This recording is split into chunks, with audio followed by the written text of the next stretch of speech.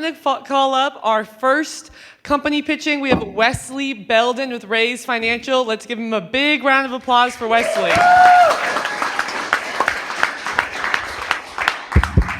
Hey, everybody. That sounds nice. Good job. Excited to be here. Excited to see that B2C is no longer a dirty word. So that's pretty exciting to us. So we are ready here. So like I said, I'm Wesley Belden, co-founder and CEO at Raise Financial. And during that whole 2020 thing a few years ago, I found myself going into a big empty office building every single day. And to call it like it was, honestly, I got a little bit lonely. And so I picked up the phone and I started calling our customers for my first product, Scholar Raise. I asked them, what's going on in your lives? What's happening? Is there anything we can help with? We kept hearing the same two consistent refrains. I'm not on track for retirement and I don't have a clear path to home ownership. We heard this so consistently, we needed to know, was this a problem that was facing our customers or is this a larger problem facing more individuals? So we went out and we talked to everyone we possibly could. And what we discovered was this was a symptom of being a millennial and now Gen Z person here in this country. So my co-founder and I sat down and we decided we were going to solve the housing crisis. 15 minutes later, we decided we were in fact not going to solve the housing crisis. But we knew with a little bit of empathy and some innovation, we could build product to solve this problem for this audience. That's when we decided we were going to do for stock ownership what the mortgage did for home ownership. Basically taking that same principle, but replacing that underlying asset, the home, with an investment in the S&P 500. What really separates us is the money that we invest on our customers' behalf. Let's take a look at an example. We work with our customer to develop a comfortable monthly membership payment, in this case, $300. We then turn around and invest $50,000 of our money into the S&P 500 on our customers' behalf. That monthly membership that they pay us entitles them to the returns that that large upfront investment makes over its lifetime. You can see here that investment really produces a different outcome based on just investing directly into the market. So much so that our customer would have to invest 2.5 times more money each month to achieve similar results. Our customers are financially focused millennials and Gen Zers, probably a lot of you in this room today, who are actively pursuing products to help them outsmart the broken economic system that they have inherited. This audience is good for $17 billion in annual recurring revenue and is expected to triple over the next 5 years as more individuals age into this target demographic. Our team has built, launched, and scaled fintech products together for the past 4 years, and we're using our knowledge that we've honed at top-tier companies like American Financial, Meta, and Coca-Cola to tackle this problem head-on. Since we've been pivoting to this, we've had over 300 conversations with our target demographic. We've grown our wait list to 1,200 plus individuals, finalized our legal tax compliance structure. We're in talks with employers to offer this as an HR benefit to their employees, and we expect to have our MVP in market by the end of this year. To say that this team is passionate about this project is an understatement. It's what gets us up in the morning, and given the fact that most of us are squarely in this target demographic, it's what keeps us up at night. We've all laughed at the memes about avocado toast, but the reality of it is we are facing unique and serious financial challenges. Join us as we rebuild the American middle class for our generation and the generations to come. Your children, your nieces, and your nephews will thank you.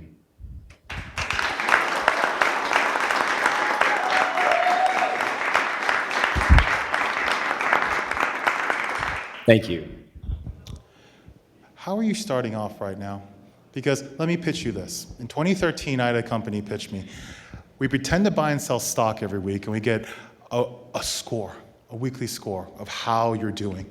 And the valuation was 20 million, no revenue. Would you have invested in that company? A fantasy stock picking app? No, not today. That company. I'm invested in this company. No, but that was the pitch. I know. But to give you an example of what they were doing, that company was called Robinhood. Still. And I turned down Robinhood at 20 million valuation because that was their pitch right there. And so my biggest concern, why I paid, I just didn't see it. I used to be a financial advisor. And I think it's all about going after your market. Like I could see once you get to scale, absolutely, but I'm curious, like for this company, who do you go after right away? Because you're fighting with everybody out there, from Bank of America to Wells Fargo to everybody, to get someone's money to invest. Yeah, so our real target, they're using products like Wealthfront Betterment. They're using Robinhood. They're investing every month what they can, 300, 200. They're not seeing the returns that they need to stay on track for retirement. They've been saving up for a down payment on a house, but as soon as they get the amount they need to buy that house, all of a sudden the down payment they need is doubled. These are people that are actively using products in this marketplace, and it's not meeting them where they are. No, I agree, but how are you going to get them? Like, because I don't know how much you're raising. You didn't have an ask. How are you going to target these specific people? Because how Robinhood did it initially, and I didn't give them credit for it at the time, it was just a data play. They did not care. They weren't charging anybody a single penny for anything. They just want you to get on the platform, and you see it now. It's still gamification.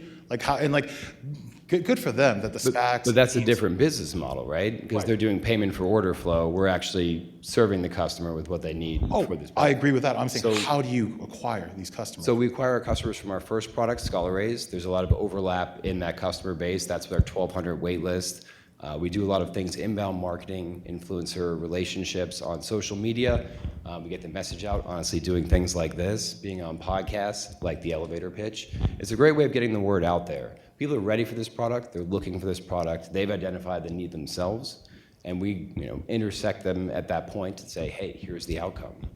But the idea is getting more notoriety, more audience, more viewership. Are you investing in something different than what others are providing? Oh, yeah. So in the same way that, when you get a mortgage for a home, you go to your bank and you say, hey, I've saved up $40K, they give you a note for $400, right? So when that house appreciates 10%, you don't make 10% on your 40, you make it on the 400. We're doing that same thing, but instead of the house being the asset, it's an investment in the total stock market.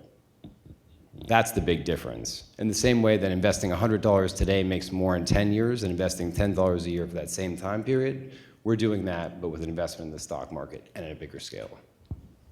How much have you raised so far? We have not raised money. We are bootstrapped. The cap table is myself and my co-founder. We're looking to raise in the next probably 6 months, looking to raise $1.5 million. Are you guys doing this full time? This is our full-time gig, yes.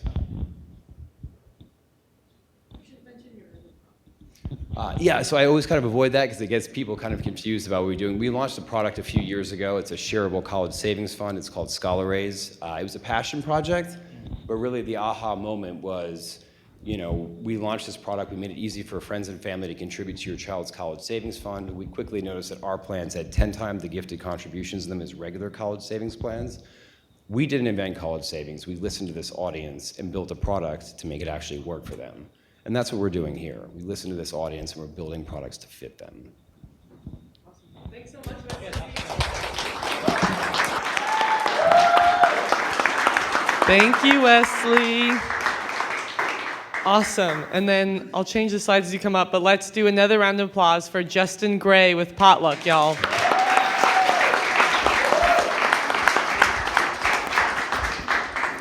Thank you. Hello, everyone. How are we? Good, me too. You ready? I've spent over a decade fascinated by the internet's impact on isolation and the sense of loneliness, and now that's like the hot topic, so I'm really excited that everybody else is talking about it. I decided to do something about it, so I launched Potluck. We combine the utility and traction of a party planning app with the long-term value of a social network. Because at the end of the day, the dozen or so apps you have on your phone right now that allow you to communicate with people do nothing to answer any of these questions easily. So if you're throwing a memorial party, you need to figure out who's doing what. That is our core functionality. We help you organize as opposed to just send out invitations. The party planning side of our business allows hosts to create an interactive event page where they can provide all the information necessary for their guests, along with a sign-up sheet where everybody knows what everybody else is bringing. There's also built-in chat, so no question goes unanswered. We retain your contacts list and your event history so that we can then give you this. Potluck Moments is essentially a private Instagram reserved for the people that you physically hang out with offline. After each event, all of your guests can upload photos, like, comment, share, all the things you would traditionally see in a social network, but far away from the dumpster fire that is traditional social networking. So we are a private social platform for the people that you physically hang out with. We are in a very old market. We are competing with our core product against all of the other party planning apps that focus just on the invitation. And with our core product, we see the potential of getting to $100 million a year in revenue. Questions? You want to see? I'm taking it in. That's why I'm like, okay, got it. So where are you guys right now in terms of the product? So when we did you launch it? Yeah, it's launched. It's in market. It's generating revenue. We've been operating in essentially stealth for the past 12 to 18 months with basically no advertising. We put enough paid search in to get the water flowing, but we've been focused on the product and making sure it works and making sure that our business model works, because we do not have a freemium and we do not do advertising. So I need to make sure we're giving people something they're willing to pay for. We've now been used to host about 2,000 parties around the country with 32,000 registered users. And we've been used to plan everything from baby showers to weddings and funerals, everything in between. Where are you seeing the most traction? Are you doing like a market by market? Like what's kind of the bigger go-to-market strategy and plan? Great question. Our go-to-market strategy was the market's too big, and we want to see what people are going to actually come use our app for. Because again, very old market, incumbents that have been around since the 90s, there's new startups in our space every day. I wanted to see what is it that people are actually planning where they need this type of functionality over an invitation. So we've only done paid search. That's it, hand raisers. And we've had people come in both individually, I'm planning a baby shower, to nonprofits, churches, local city governments planning community events where they need to actually organize people, not just send out invitations. So we've been used for everything under the sun. It's been a really interesting learning process. So, it sounds like you're doing some early experimentation with growth. What's your CAC right now? What are you seeing churn numbers and stuff like that? I have sliced the numbers for last year in every way I can, and it always comes out to about $24 for cost per acquisition. Lifetime value is $127. So the $8 for one event, unlimited invitations, 15 is an unlimited 3 months, 50 is an unlimited year. I think we're way underpriced from what we've seen so far, so we're about to make it $9, $29, and $99. And we're also thinking about a pro tier for all of the organizations that are coming in. Who's the team? I am full-time, unpaid. Don't ask my wife any questions. I have a co-founder in Dallas, Texas, who does all of the branding, UX design. We outsource all of our engineering. So right now we're raising convertible notes for growth funds to come out of this stealth product that we've been working on and actually grow. And by the end of this year, I'm hoping to in-house engineering. And what are you raising? What's the ask? The convertible notes we're raising right now, I've got $212,000 left in a $500,000 round, $10,000 minimum check. By the end of the year, we should see 20 to 30 grand a month in revenue, and that'll let us go out and raise probably $1 million just to in-house the team. Thank you. Thank you, sir.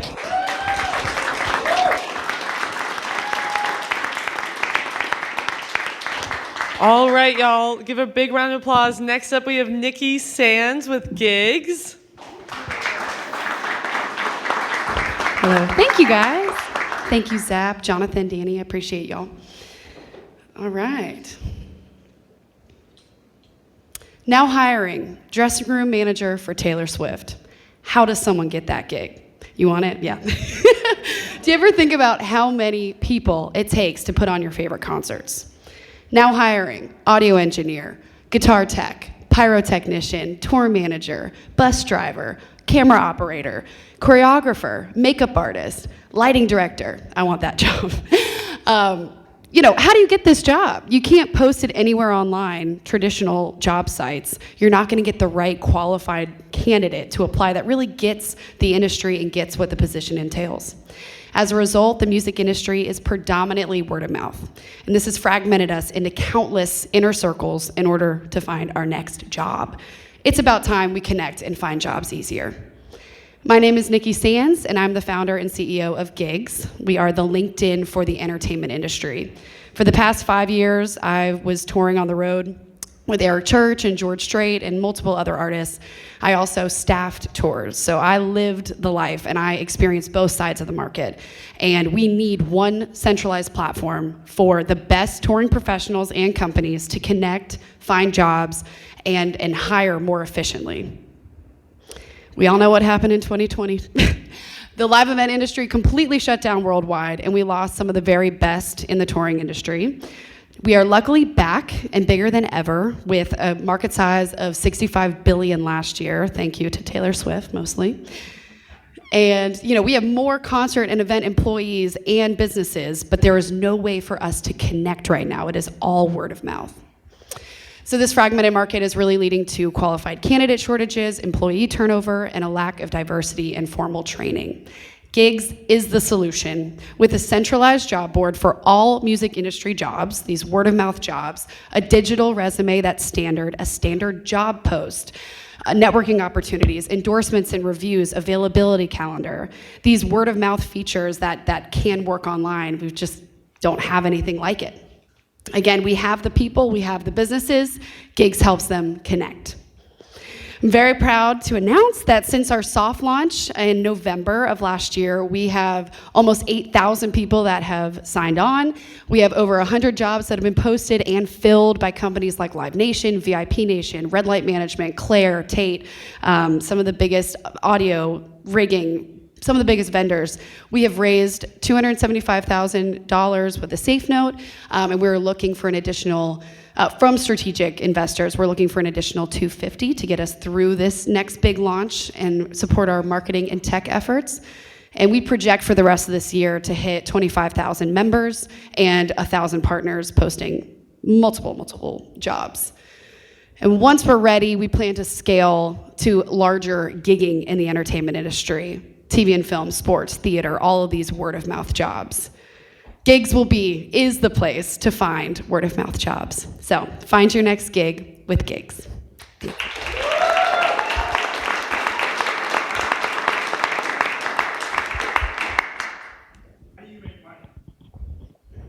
Oh yeah, gotcha.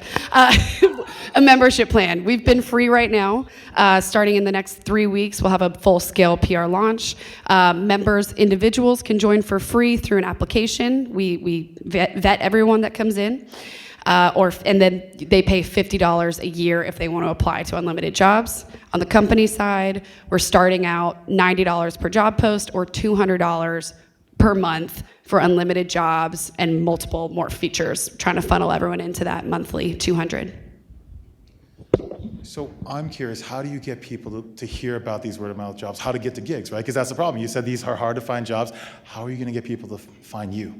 Yes, that's what we have been blown away over the past 4 months with getting 8,000 people to actually sign up for this and successfully get hired.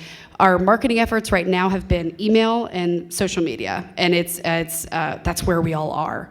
Last year, Facebook you can message 100 people a day on Facebook. And so I went into the 65 groups that I'm in on Facebook. That's how everyone gets jobs in the touring industry, is through the audio group, the tour management group, the lighting. And I messaged every single person on every single list, and I friended every single person. So now I have like hundreds of mutual friends with every person in the touring industry. So now they know my face, now they know the name Gigs, and people are, now that it's coming up more on social media, they're like, oh, they recognize it. And but we're gonna have a PR company do a big press release in about 3 weeks. Are you just web-based, or are you building an app? Like, where are you at into development with your tech? Yes, starting with just web app, mobile responsive, and I think a mobile app will be definitely in the cards, but I think next year, once we just nail it, then we can spend the money on the app. So in case we need to fix anything, web's a little bit cheaper to fix it. So the harder part to build in this is the companies. How are you acquiring them? And that's very expensive, and they have a procurement process, and that's so how are you dealing with that, and how are you thinking about it? This is a very interesting and delicate industry. So you have job posters from a tour manager to an owner of a catering company that has a few employees to Live Nation. So for the big companies like Live Nation, Red Light, I'm meeting with all these people. I don't stop talking all day, every day. And I'm okay with that for the next many years with this. But it's building these relationships and letting people see that if you're an individual on gigs, you can find gigs and have your standard, it's kind of like LinkedIn. You not only can exist there and have your standardized resume there, but you can go and you post a job no matter what. So these larger companies is more relational based, and I've been fortunate to work in this industry and have a lot of connections here in LA and New York, but that's mainly what I'm building on. But individuals, any tour manager that's on there can post easily, and any of the little guys, they can post $90 for a job to get the driver of their van for their 3 tour stop. What about the team? Yeah. Tell us about the team. Yeah, we have this amazing CTO, just came on board in January, Taylor Preston. He's the lead developer, and we have a part-time, right under him, developer. I just got a new digital media and events coordinator, and great board of advisors that are advising product side, tech, music industry, and that's it right now. But I can't wait to expand. Yeah, thank you. Appreciate it.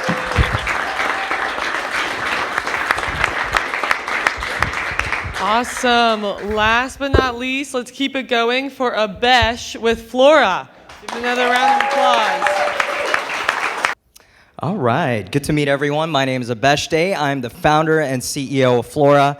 If you're like me, you probably got into plants at the height of COVID while everyone was kind of stuck indoors, right? The fun fact behind that is that plant care and interest in gardening has been soaring years before COVID even took off. And the pandemic really only accelerated that interest in gardening, plant care, and houseplants in general. But the thing is, if you're like me, you're a serial plant killer hiding in this room because you've killed a plant before. Raise your hand if you've killed a plant, tried to take care of gardening and plants, but you just couldn't get into it. It's almost this entire room, and you're not alone. There's tens of millions of people out there just like you that are trying to get into gardening, that are trying to get into plant care, but we're killing plants to the tune of over $6 billion lost every single year in the United States in the $50 billion houseplant and gardening TAM, where you just don't have the proper advice. It's a fragmented industry. You don't have a one-stop shop to take care of all of your plant care needs, and that's where Flora comes into play. We built a one-stop consumer platform for all things related to gardening and plants, where we have 3 critical pillars, or in our case, 3 critical branches. We have a highly engaging freemium app led by gamification and a social media platform for plant parents. We have a patented award-winning IoT device called the Flora Pod that recently just made its premiere on Shark Tank 2 weeks ago. And we have an arm that is private label plant care add-ons. Because the data that we get from our app and the hardware, we're able to make personalized, tailored product recommendations from our own private label SKUs, things like water misters, plant food, etc., direct to our customers. Now, this all-in-one platform has been blossoming. We launched in late 2021 and have grown the app to 315,000 registered users, over 500,000 in lifetime revenue, and one of our most proud metrics, 29 minutes in average daily engagement per daily active user, higher than that of Snapchat, Twitter, and Twitch TV. A big part of this comes from the Flora Pod, the device that we finally launched in mass production, have gotten to retail just over the last couple of months. It acts as a life alert for your plants, right? And the reason we're really, really excited about this is that it acts as a Venus flytrap for engagement and stickiness, giving us the data to be able to personalize those tailored product add-ons. Like I mentioned, we've partnered with Hey Rooted to be able to sell over 150 different plants directly to our customers, being able to recommend them specific types of fertilizer and different watering cans, tools that you need for the trade. This stacking of all these different elements and branches is what's going to lead us to a VC level exit. In the next year, we're aiming to be profitable by Q1 of 2025. With the different complementary revenue lines that we're stacking, we're aiming to be exit ready in 3 to 4 years, and we'll be ready for retail distribution through 2,000 plus stores for the Flora Pod by end of year 2027. The team that's going to take us there has decades of experience in IoT and consumer platforms, and we have a rock star advisory board, including Mercedes Main, the previous CEO of a plant center company called Plank Link that got acquired by Scott's Miracle-Gro.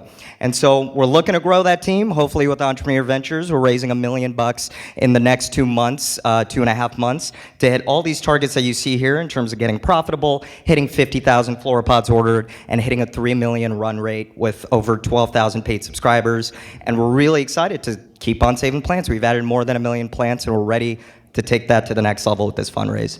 Thanks so much for your time. Happy to answer any questions you might have.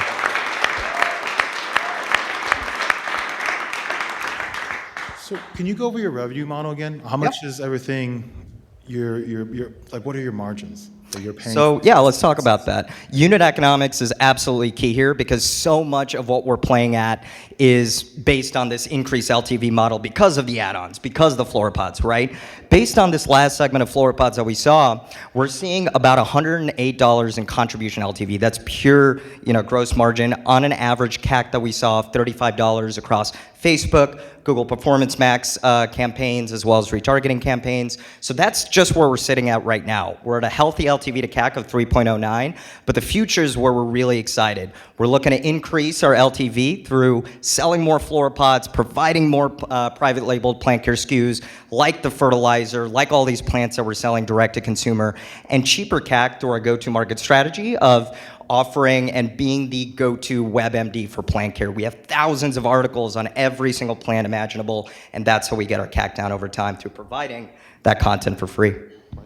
I get your hero product, so who's your hero customer? Who do you go after? Who is the ideal buyer? Yeah, so the majority of our customers, the hero customer, is typically millennials, right? People aged between 28 to 40, we've seen, that are just getting started in their home buying journeys. They're looking to get into gardening. They're looking to get past that hump of killing 4, 5, 6 plants, and they're looking to actually get into home decor more. And those we found are the perfect kind of target customer to start out with, because these are the people that are searching in, what is this plant? How do I save this plant? How do I get into monsteras? How do I get into gardening? And that is the highest kind of level segment of traffic that we're targeting. And it's been working really well, which is leading to our current unit economics that we're looking at in terms of acquisition. How many doors are you in terms of retail right now? We're in 0 doors right now for retail. We're aiming to be in stores starting with Home Depot, an amazing connection through the NEC and Nicole here actually, by Q3 of this year.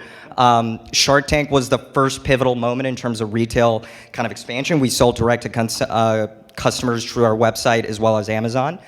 We saw a lot of success there. So now, we've got the eyes of several retailers actually approaching us, including smaller nurseries and garden centers, which we hope to be in stores with our next production batch of 2,000 units in the next month. So we're starting to make inroads. So you're selling on Amazon right now? Yeah, we got completely sold out because of Shark Tank, so we're waiting on inventory, our next batch to arrive in about 3 to 4 weeks. But we are selling on Amazon. We have patents and trademarks that help protect us against any copycats, and the fact that we've made this from scratch and it's a custom PCB helps us protect against all those copycats on Amazon as well. Thank you so much. Thank you. All right, y'all. Please hang tight. Feel free to mingle, grab some more tacos as you will, but we're going to let our judges deliberate, okay? All right, awesome. Oh my goodness, we should do like, what's this called? A drum roll. All right, and Jonathan to the stage. All right. Okay. Well, I thought all 4 pitches were amazing. You really have great ideas going on. And look, we'd love to talk to you. There's no losers in this. We'd love to still talk to you all afterwards anyways. But from our decision making, we think the next 2 that should go on to the elevator, and I won't be there for season 11. My wife's pregnant, so I can't cast any judgments for the next round of judges, so you got to win them over. But we'd love for Giggs and Flora to be on the show.